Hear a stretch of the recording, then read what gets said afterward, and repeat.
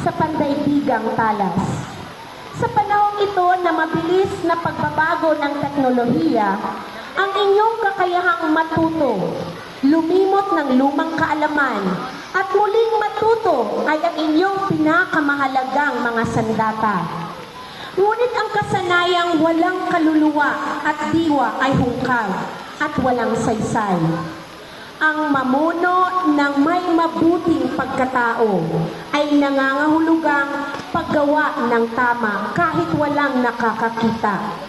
Sa paglipat ninyo sa susunod na kabanata ng iyong buhay, dalhin ninyo ang mga pagpapahalagang makatao, maging mga leader na may malasakit, tapat at may pagpapahalaga sa ating kultura at kalinangan. Ang lungsod ng Davao ay umaasa sa inyo para sa susunod na salinlahi ng mga tagapagtaguyod ng kaunlaran.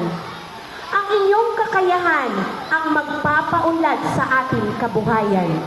Ngunit ang inyong pagkatao ang mag-iingat sa ating pamayanan bilang mga Pilipinong may pagpapahalaga sa buhay. Sa pag-abot ninyo sa inyong mga pangarap, huwag kalilimutan ang pinagmulang humubog sa inyo. Mga nagtapos na hindi lamang naghahangad ng tagumpay sa sarili, kundi nag-aangat din sa kanyang kapwa. Higit sa lahat sa tuwina ay magtiwala sa Diyos. Sa mga sandali ng pangamba at alinlangan, gawin ninyong lakas ang inyong pananampalataya sa Kanya. Ang tunay na pamumuno ay kaloob ng may kapal.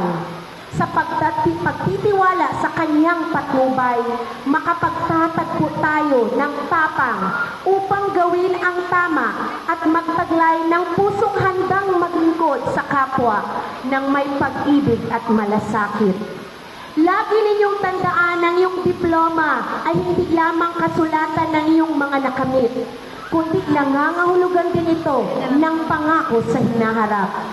Gamitin ninyo ang kahusayang inyong hinubog dito sa lungsod ng Davao upang maging daan ng mabuting pagbabago na sumasalamin sa mga pinunong may matalas na isipan at marangal na puso.